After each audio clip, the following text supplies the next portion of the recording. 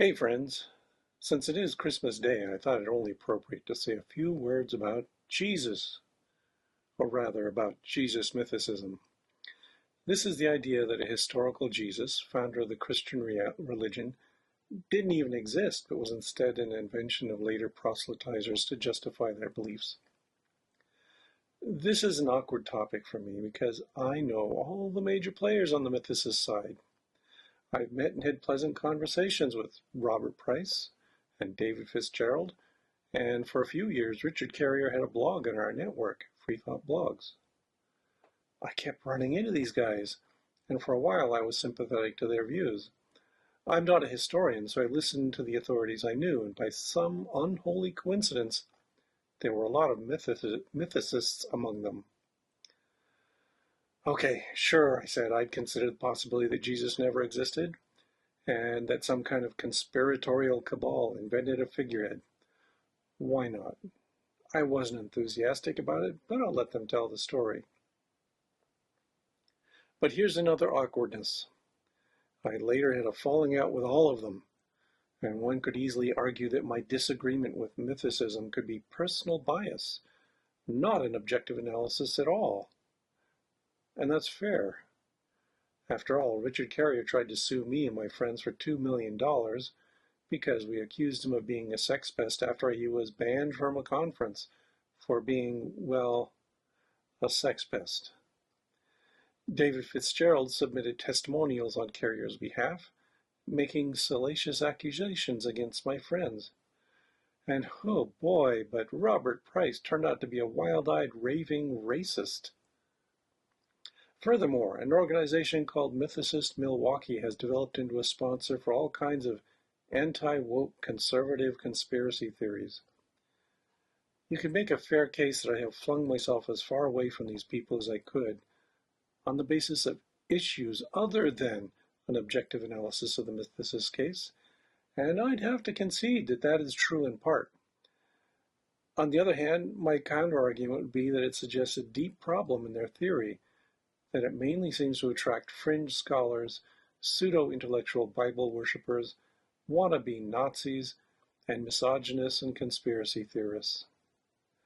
I don't like these people, making my opinion of their ideas suspect, but also, why do such unpleasant, unsavory characters gravitate towards Jesus mythicism? I have my own theory on that, based on my own initial interest in the idea. If you're already an atheist and an anti-theist, then it is so tempting to be able to cock a snook at Christianity and point out that their Messiah was nothing but a phantasm, just like their God. It's wishful thinking that we can pretend to make a religion we detest vanish in a puff of logic. Of course we can't do that. Showing that ancient historical records about a radical preacher in first century Judea are spotty doesn't prove much of anything. And people will continue to believe in spite of the absurdity of many religious claims. I think another factor in the acceptance of Jesus mythicism is the bogus hyper-rationalism of so many new atheists. Everything must be reducible to science, or worse, math. Belief requires an unquestionable chain of logic and evidence at every step, and any absence of a step means the premise must be rejected. But that is not how science works. It's also not how history works either. It's the flip side of the Salem hypothesis, the observation that so many creationists who claim to be scientists are actually engineers. They have the mindset that every causal explanation must be clearly measurable and documented in a precise blueprint, or the entire idea must be rejected. That's not how the real world works. We propose tentative explanations that are tested and evaluated on their consilience with a body of observation and theory. And looking back on my casual dalliance with mythicism, that's how they drew me in. The mythicists would peck at the Bible, finding problems in the canonical stories. See, the Bible says the dead rose and walked into Jerusalem. That didn't happen. No one else reported it. Therefore, the Bible lies. You can't follow a star to a point location. Therefore, the story of the three kings was false.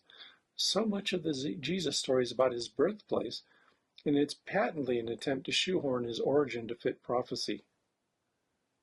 Why don't we have any civil records of his birth and early life? Until suddenly he appears in the stories in his early 30s. Paul didn't even meet Jesus. Everything was written decades after his death. You get the idea. There are contradictions, inconsistencies, gaps, and doubts about the provenance of various bits of the story. If the anecdotes do not fit, you must acquit. But that's not at all how history works. Of course, every historical account has inconsistencies. They are documented from multiple viewpoints by observers who have their own biases and may not have been trained in historical methodology. Errors creep in. Tall tales get attached. Propaganda modifies the story. For example, how many Persians fought at the Battle of Marathon? Contemporary Greek sources peg the number at 200,000, 300,000, even 500,000. Modern historians agree those numbers are probably impractically high, inflated to make the victory even more impressive. More reasonable numbers go as high as 100,000, but are more likely about 25,000, which seems much more probable given that they were routed by 10,000 Greeks. By mythicist reasoning, the simplest explanation is that the inconsistent numbers mean the Battle of Marathon didn't happen. Real historians would look at the totality of the evidence, including the political and social events in the aftermath of the Persian invasion, and conclude that there was a battle, it ended with significant Greek triumph, and discount the propaganda. It's the same with the Jesus story, only more so. It was a local story, a small-time event that only mattered to a small circle of believers, but it grew over time. Much of the story was dubious, but professional historians could look at the legends that arose over time and infer back to a reasonable, even likely beginning. And they have almost universally agreed that the most parsimonious explanation of the rise of Christianity is that it started as the teachings of a small-time holy man who was executed, that is, martyred, by the Romans, and that it prospered and changed over the years by evangelical preachers who spread it throughout the empire. That sounds likely to me, a non-historian. It also fits with the anthropology of religious cults, which have arisen many times before and since. Look at Mormonism, for instance. Would it make sense to argue that their prophet, Joseph Smith, didn't exist and was an invention by Brigham Young and the Mormon elders? Was Scientology handed down directly by an alien named Xenu, or did it involve one guy, L. Ron Hubbard, making up a story? Was Lutheranism a conspiracy by a cabal of anti-Catholic fanatics, or did Martin Luther actually exist? How many religions have coalesced out of the ether in the absence of a charismatic human catalyst? It seems to me that the mythicists are the ones insisting that Christianity is unique and special and had to have originated by an exceptional process. I don't buy it. And neither do the real historians who must roll their eyes in exasperation at every fringe kook who brings up an inconsistency or gap in the historical record. They already know about these problems. Their whole discipline is about winnowing out hearsay, evaluating evidence, and distilling information down to what is most plausible and reliable.